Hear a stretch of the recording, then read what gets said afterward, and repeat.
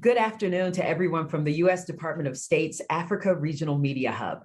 I would like to welcome our participants from across the continent and thank all of you for taking part in this discussion. Today, we are very pleased to be joined by Dr. Jonathan Pershing, Deputy Special Envoy for Climate at the U.S. Department of State. Dr. Pershing will discuss his current Africa trip, the Biden administration's climate policy, and how the U.S. is working with African countries to address climate change. Dr. Pershing is speaking to us from South Africa. We will begin today's call with opening remarks from the Deputy Special Envoy. Then we will turn to your questions. We will try to get to as many of them as we can during the time that we have allotted. At any time during the briefing, if you would like to ask a question live, please indicate that by clicking on the raise hand button, then typing your name, media outlet, and location into the question and answers tab. Alternatively, you can type your full question directly into the Q&A for me to read to our speaker.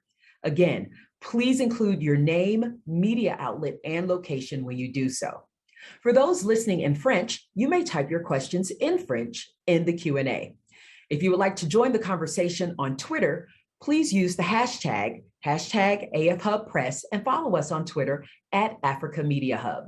As a reminder, today's briefing is on the record. And with that, I will turn it over to Deputy Special Envoy for Climate, Dr. Jonathan Pershing, for his opening remarks. So thank you very much, Marissa. Hello, everyone. Bonjour à tous. It's very nice to see all of you and hear all of your voices here on the line. It's actually a great pleasure for me to be back in Africa.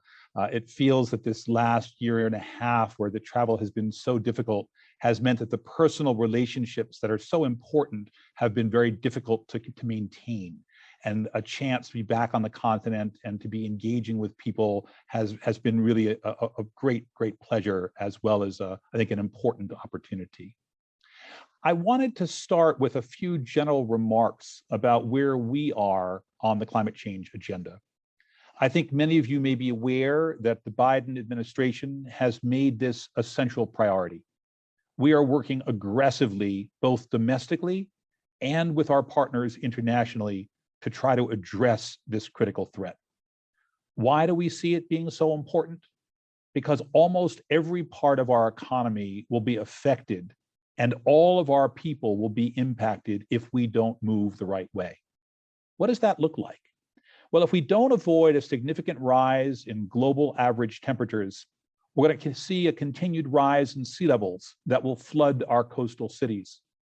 We will see consequences of both increased drought, which we're seeing already across the African continent, but it's not limited. We see it across the United States, and simultaneously increasingly severe individual weather events. Those lead to enormous flooding as well as erosion. I had a chance earlier this morning to talk to the ministers from Kenya, and they explicitly spoke about those kinds of damages and the soil erosion and the consequences to local communities. At the same time, we're seeing an increase in disease vectors. Malaria, which used to be confined to certain latitudes, is now getting broader and wider. The zoonotic diseases are traveling more widely, and we can expect more of them. These kinds of damages don't limit themselves to one country. You can't say, I've got a problem and nobody else does, but neither will any country be immune. You don't have to be a landlocked country or an island country or a coastal country. We are all in this together. And that brings me to why I have come to Africa. It's the fastest growing continent. It's a continent that in many ways represents the future.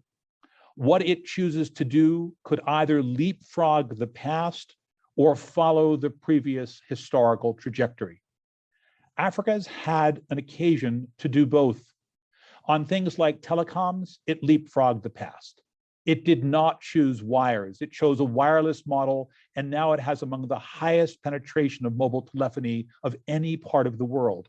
It didn't build towers and lines. It could do the same thing on power. It could do the same thing on transport. It could do the same thing for industrial activity.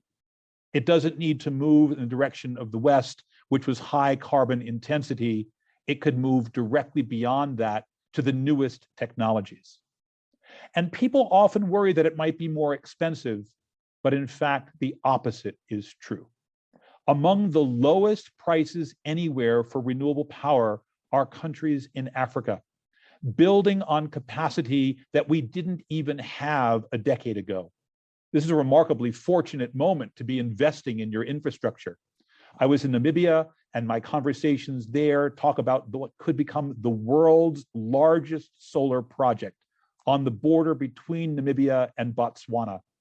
If we think about what that price will be, it is lower than almost any other electricity cost in any other country in the world. This isn't a burden, this is an opportunity.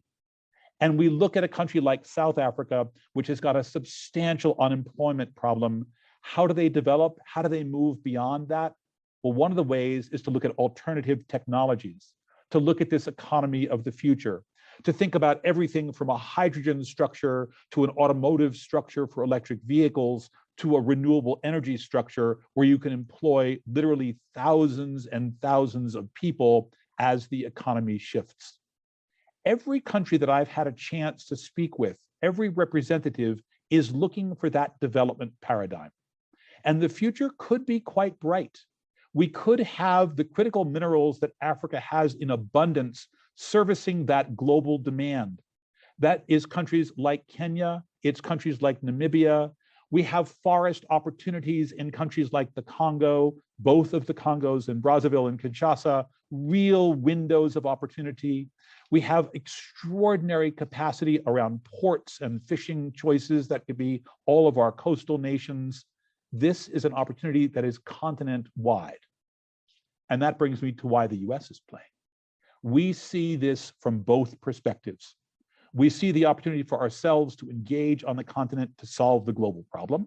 We care, it matters to our citizens, but we also see it as an opportunity to partner with an important, nay, a critical growing region. And we are actively looking to be that partner. Many of my conversations with my counterparts in countries with whom I have been speaking have explicitly been focused on how we do that better. My visits in Africa are in no small measure a listening tour, a question of eliciting from our partners, what do they need? What would they prioritize? How can we develop next steps that are serving the needs, the requirements, and the opportunities that they identify? We see a chance in that partnership for growth in both sides. It's not a one-way street. We see real learning in the ideas that are coming on questions like reforestation in the central zones of the tropics, but also in the arid zones that play out in the US. We see real windows in terms of mineral resources that we can use as part of a global marketplace. And we see a people-to-people exchange that will enrich both our countries and the continent. So with that, let me turn to questions that you have. I think there's a real set of things we can engage in, and I look forward to our discussion. Marissa, back to you. Thank you, Deputy Special Envoy Pershing. We will now begin the question and answer portion of today's call. For those asking questions, please indicate if you would like to ask a question and then type your name, location, affiliation into the Q&A tab. We ask that you limit yourself to one question related to the topic of today's briefing: Dr. Pershing's current Africa trip, the Biden administration's climate policy, and how the US is working with African countries to address climate change. And with that, our first question will go to a question sent in to us from Mr. Paul Burkhardt of Bloomberg, South Africa. Could you provide an update on any progress on talks with South Africa about decommissioning coal ahead of COP26? So thank you very much. Great question. I came first to South Africa in my tour here on the continent. I've been joined in my meetings here by a delegation that's not just American. We are traveling with a group of people, had a set of meetings collectively, colleagues from the United Kingdom, from France, from Germany, as well as from the European Union. So this is a joint effort to work with the South African government to think about its next steps. We've had a set of excellent discussions. We've met with ministers, we've met with officials in various other ministries, we've met with the trade unions, a significant part of the conversation here. We've met with business leaders. We've also met with civil society. We've really tried to have a very broad lens as we look at the agenda of the just energy transition here in South Africa. There's an ambitious effort here in the country to develop the South African program of next steps. It's called, in the jargon of the climate negotiations, a nationally determined contribution, or an NDC. There's an extraordinarily ambitious goal that's been set by the South African government. And after an extended process of engagement and conversation among multiple constituencies, they're seeking to decarbonize the economy by the middle of the century. That's exactly where we need to go. And that kind of a decision with the process that South Africa has taken is extraordinary. They've looked at this as an economy-wide requirement for a green transition. They're considering also the inclusion of hydrogen as an opportunity for the future that could replace fossil fuels, green hydrogen produced from solar energy, as well as zero emissions vehicles, primarily electric cars. These are also real opportunities we've had. As we seek to decarbonize, and as we look at the coal agenda, these are the kinds of discussions that we believe and our colleagues believe will be part of the alternative. You can't design something unless you have a successor. You can't shut things down unless you've got a mechanism to move forward. The mechanism here is a combination of alternative technologies, of renewable supply, of a better transmission grid, and those are the conversations we've been having. We're hoping that that will continue, and ahead of the COP, the big conference of the parties coming up in Glasgow, we can continue collectively to support the ambition as South Africa moves forward. Thanks. Thank you. Next, we'll go live to Simon Ateba of Today News Africa out of the US. Mr. Ateba, please unmute and ask your question. Yeah. Thank you for doing this, Dr. Pershing, and thank you for taking my question. This is Simon Ateba with Today News Africa in Washington, D.C., where it is 4 o'clock in the morning, so apologies if I sound a bit sleepy. I was just wondering if you have a sense in your conversation with leaders and ordinary people in Africa that they're already feeling the impact of climate change, and whether they also see the opportunities in terms of jobs, better life, and saving the planet there. And maybe finally, if since the president agenda is currently under threat in Congress, if you believe that we have a significant impact if all the funds that he once passed are not passed in the bill that is being currently discussed. Thank you. So thank you so much for that question. I'm only really at the start of my trip, so I can't speak to countries I haven't yet been to, but let me give you a sense in the meetings I've had about the kinds of discussions that we've been engaged in. It is a priority always for me to talk to as many constituencies as I can. I don't believe that any one perspective is sufficient. You really want the collective one. So in the context of South Africa, I had extended discussions, and our team did, not only with the government, which is of course the central actor, but with unions, with civil society, with the business community, with the finance community. In South Africa in particular, I've been struck by the common view that we've heard from everyone. We didn't hear outlying voices that said this isn't an issue. We heard everyone agree it was a critical thing that had to be done in the country, and they argued more broadly in the continent. When I was in Namibia, I had an extended conversation with a group of civil society representatives that our embassy helped bring together so that we could meet with them. We were in Windhoek in the capital, but some of the people traveled from outside of the city. We talked to people really focused on rural communities, which is a huge part of the African experience and the dynamics here in the continent. What I heard again was a uniform recognition of the urgency of the problem and the reality that it was already affecting people. Namibia was interesting. They talked to me about the fact that the summers have gotten hotter.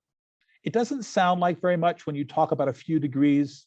You say it went from 42 to 43 or 44 degrees.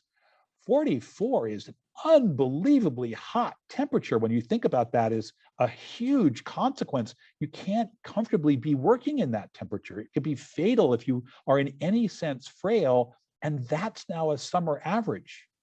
And with the other end, I talked to people this morning in Kenya, and we talked about the pastoral farm community and the explicit problems they were having as the erosion because of these heavy, heavy rains have washed away pasturage. And the consequences between those heavy rains, they're having drought. And they're looking at the deaths of thousands and thousands of the animals on whom their very livelihood depends. So yes, what I'm hearing is the impacts are severe. They're already being seen. And there's an increasing awareness that unless we do more, we have a huge problem. Only very briefly on the last question around Congress. Yes, absolutely. We believe it's a critical bill. We are pressing Congress to move forward. We are optimistic they will move forward. I have myself had a number of conversations with both members and committee staff on the Hill. I very sincerely believe that we will move with significant resources to combat this threat of climate change. Thank you.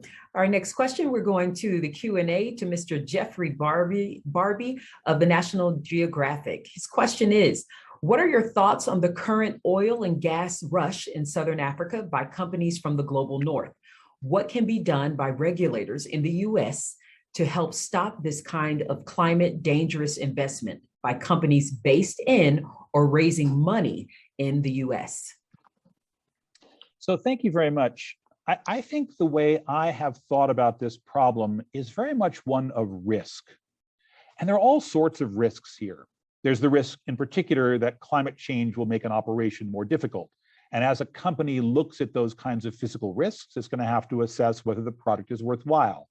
So in some cases, in oil development or gas development, the fact that climate is getting more severe and sea levels are rising could threaten terminals, could threaten operations. But there's another risk, and that's a risk of regulatory action and a risk of financial action. And I believe that's getting more and more explicit. We are seeing around the world as countries develop and implement policies on climate, there's an increasing implicit, or in some cases, explicit price on carbon. So if you're a company looking to make an investment in oil and gas, you have to ask yourself, is the world moving in a way that will open that door to being a commercial and opportunistic investment? Or am I going to be left with a stranded asset? I believe increasingly we are seeing the banks around the world making the latter choice. They are saying, we'll lend you money, but it comes at a higher cost. And in some cases, they're saying, we will no longer lend you money, because that is a risk that we as a financial investor do not believe we should take. And we're seeing that in all places. This is not just an American market discussion. This is a European market discussion. We've seen a conversation from the Chinese made most recently by the president of China at the UN General Assembly that they would halt investment in overseas coal, something that China's been investing in for a long time, and I would not bet very strongly on a fossil fuel future if I were an investor. Regulatorily, those are the kinds of things that I see. At the other end, I see the African community making its choices. It's going to be looking at where it can invest next and what the solution is going forward. I had a conversation with the Minister of Gabon shortly before I came. He came through Washington and I was in the meeting with Secretary Kerry, the Special Presidential Envoy, and we talked about the work in Gabon around energy investment. And they are looking to move even there away from oil and gas and into an alternative, future-leaning view that is zero carbon. They're looking at what other opportunities they might have. And to me, this is a country that has grown in part because of its oil and gas investments. The fact that it is looking at alternatives speaks volumes to where we are headed. I think that's exactly the kind of calculus that many, many countries in Africa are taking forward.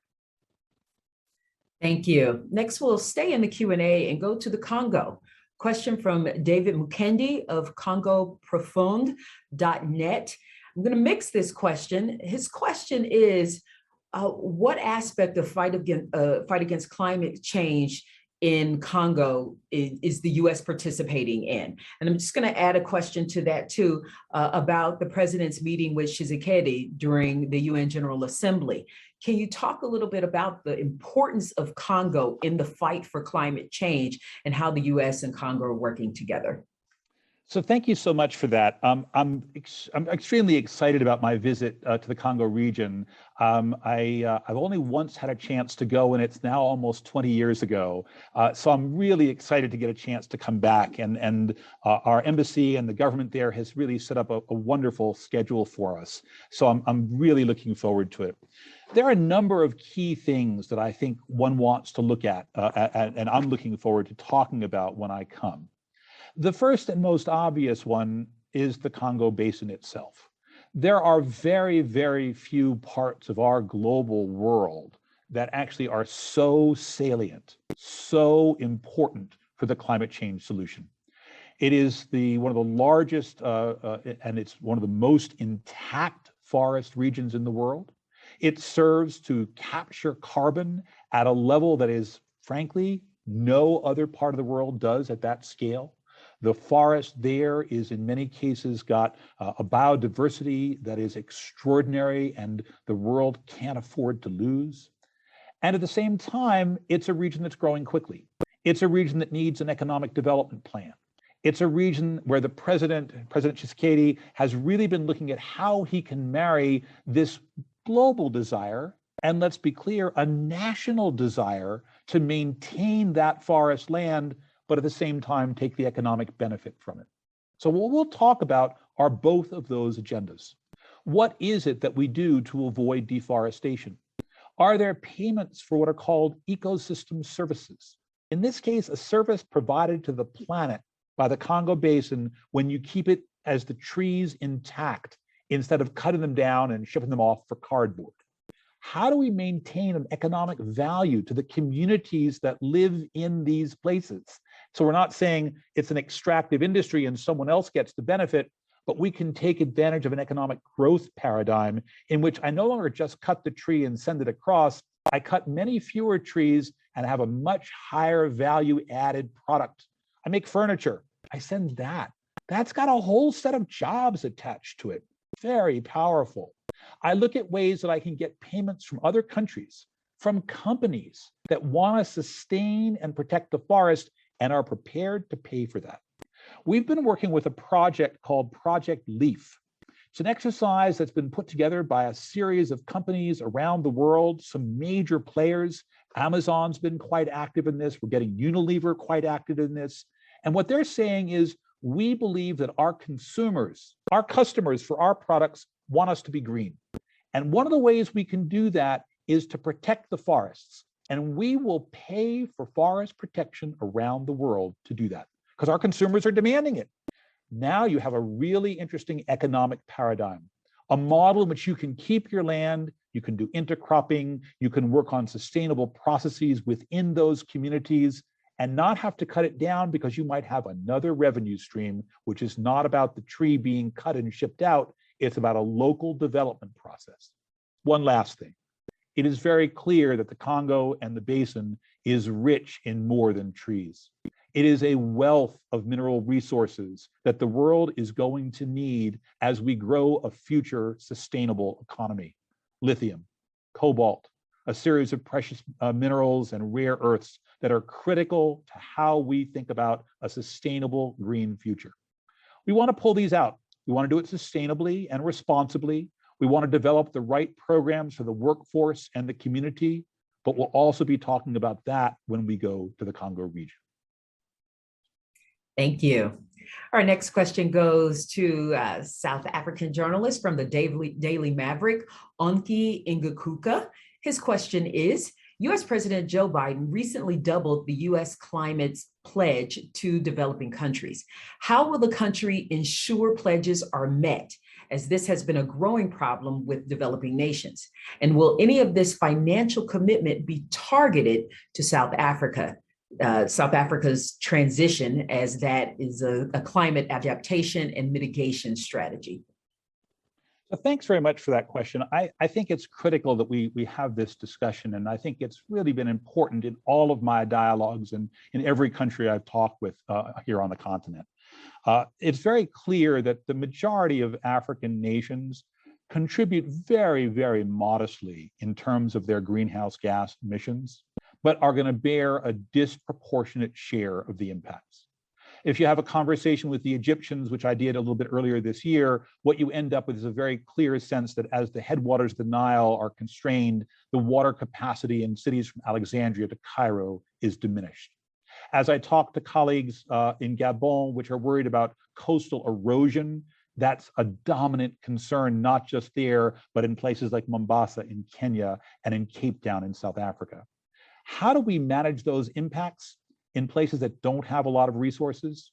The global community has decided that it's going to be putting some resources from the wealthy nations into those poorer countries. We made a commitment to try to mobilize $100 billion per year. We're not quite there. We came a bit short. The most recent analysis, which is about 2 years old, because that's when the data has been available from 2019, says we're at about 80 billion. It's pretty good, but not enough. President Biden looked at that and he said, we, the United States, need to step up. And on April, at the Leaders Summit that he hosted on Earth Day, he doubled the pledge, not from the Trump administration, but from the Obama administration, where we'd actually put serious money on the table. He doubled that in April. And then we spent the next 6 months working on trying to figure out where we were and what needed to be done. And he doubled it again at the UN General Assembly announcement that he made in New York. And he did that because he perceives the urgency of getting those resources to the community. They'll be split. It's not an even number. It doesn't say half here and half there, or 52% to this, or it says we're going to really scale up. In the first pledge, he committed to moving by a factor of 3, tripling our adaptation finance. In the second pledge, he doubled that. So we're now at 6-fold increase in our adaptation support. We're going to be providing these resources through multiple channels. We'll work with the World Bank. We'll work with something called the Carbon Climate Investment Funds. We'll work with a new facility on adaptation that's under the United Nations Framework Convention on Climate Change. We'll work with various US bilateral programs, our Agency for International Development, the Millennium Challenge Corporation, the Development Finance Corporation, the DFC. We've got a series of partners, and the entire government is now engaged in the US side on thinking about how do we do this as well as we possibly can. Part of my listening tour here in Africa will be to learn more about what priorities are for people here. Is it water? Is it water perhaps in some places, but not in other places? Clearly, in a place like Botswana, water is a huge problem. Namibia is one of the driest places in the world. But in other places, water is not the problem. The problem is food security. That was a discussion I had in Kenya. Part of the problem in other places is going to be about access to supplies of critical minerals and how do we get those out, because that's part of an economic growth dimension. Or in other places still, how do I bring technical expertise to manage the transition to renewable power? We will look at all of those and put them into the mix. And we'll come back with a set of reasonable and clear programs, and we will work with our partners in country and in the multilateral institutions, but also with other donor countries to maximize the capacity that our money and our collective resources can have to solve this problem. Thank you. The next question goes to Terence Creamer of Creamer Media in South Africa. His question in the Q&A is, what are your thoughts on the ability of South Africa to raise concessional finance from developed countries for such a transaction, the transition transaction? So thank you very much. There are multiple sorts of finance, and for people who don't get themselves immersed in the finance discussion, concessional finance comes in many flavors. One flavor is it's a straight grant, and resources are provided with no strings, and you do what you're going to do with it, and that moves forward, not expected to be paid back. A second form is you're expected to pay it back. It is a loan, but it's a loan at a rate that is much less than the market rate. That's a form of concessionality as well, and it makes possible the borrowing of funds to take certain actions that you otherwise couldn't afford. In the context of South Africa, I think both will be needed. And we will talk to our South African colleagues and partners about both. This is a country that's a middle income country, so it often doesn't have access to some of the concessional loans of the World Bank and other multilateral institutions.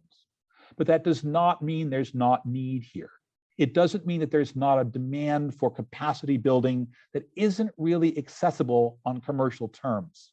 And so, yes, we believe that it's part of what the donors will be seeking to do to help raise concessional finance for the South African transition. Thank you. As we get some more questions coming in from some Francophone journalists, just a question about the 5 countries that President Biden invited to the climate summit in April. So South Africa, DRC, Kenya, Gabon, Nigeria were the countries that were invited out of the 40. Why those countries, and what role do they play in helping to move Africa forward in the area of climate change? So, one of the exciting things about coming to Africa is there's so much diversity. If you travel even from one country to another, and they could be bordering nations, you have radical changes in how people think about their world and their ecosystems and their climate. So we had a constraint in that first meeting in that we just didn't have that many seats. We wanted to make it small enough that there could be a conversation instead of having it just be a big audience for presentations. And that meant a limited size. But we knew we had to bring the voice of this continent to the table. So we were looking at how do we get diversity in the mix. We looked at some of the big players. We want those G20 players. South Africa is part of the G20 discussion. They then felt like a legitimate, clear voice.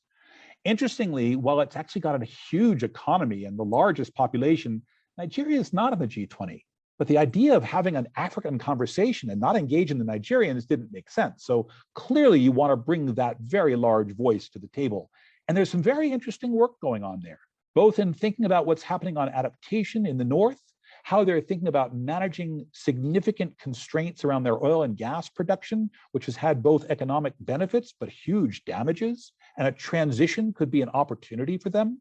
And at the same time, they can minimize the emissions from the methane coming out of the flaring from those oil and gas activities. So huge windows for Nigeria.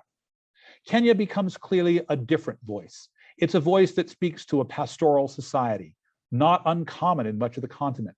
It's a voice that speaks to an adaptation need for a parched landscape, a semi-arid country, but it's also a leader. Kenya has put out some of the most ambitious strategies of any country in the world. It's got a very interesting green bond effort that it's tried to mount to work on adaptation. That's a voice we want to hear from. That's a really important voice moving forward. The DRC, we've spoken about a bit before. It is the largest holder of the tropical forest in the continent. And it's one of the major opportunities. If we lose that, we almost certainly lose the battle for climate. And with the new president, with President Tshisekedi, there's been a huge effort that he's been putting together, demonstrating real leadership to move us forward on this agenda. So what we've really tried to do is bring a diversity of perspectives within these limited constraints. Thanks. Excellent. And as we wrap up, just one question from the Comoros. So, can you talk a little bit about small island states? They don't usually have a real voice when it comes to larger countries talking about climate change. Mr. Ahmed Bakar of ORTN Comoros says, what is the American policy to support the Comoros and of course other small island states in protecting the environment? Specifically, are there American programs to support the Comoros in the fight for environmental protection? So thank you very much. I'm so glad we are having a chance to speak about this often underrepresented perspective. There are actually many small island states. It's a constituency in the United Nations. It's in the climate change arena, it is often the moral conscience of our community. And it's for very good reason. I think I started off my comments by talking about the damages and the impacts of climate. Well, for some countries, it's a real problem. And for other countries, it's actually existential. If you see a country, and the Comoros is only one example, but it doesn't have the benefit of moving inland. There isn't an inland to move to. As those seas rise, and they will rise with climate, you're going to swamp the industrial capacity. You're going to remove from many of these countries even the very country itself. That isn't something that you can easily manage. And so this voice has been the voice that's made urgency, ambition, aggressive action a priority. And at the other end, it's also a voice that's worried about adaptation. How do you cope with things like sea level rise? How do you cope when your water table is infiltrated by salt water? Because that's what happens when the sea comes in. It doesn't just come in on the surface, it comes in seeping underground and turns your fresh drinking water brackish, and you cannot drink it anymore. What do we do with that? The United States has had a series of programs for small islands. The US Department of Energy has been working on things like distributed generation, small scale solar panels that can provide for local alternatives to these communities instead of relying on liquid fuels like oil for diesel generation, because that could be an opportunity where they don't have to build power plants and could be more self-sufficient. We're working on water issues. We are working on coastal protection questions to try to advance that agenda. And then perhaps most importantly, we're trying to lift up that voice to make explicit the urgency of the problem. And we rely on that community to help amplify that message. If we can't slow climate change, if we can't get the large emitters, of whom there are really only about 20 or so in the world, responsible for 80% of global emissions, if we can't get those 20 to move, we will not succeed. We've had a set of meetings with the ambassadors from the small island states. Secretary Kerry has done some, I've done some. We do them at the United Nations, where many of them have representation. We've spoken to their climate envoys.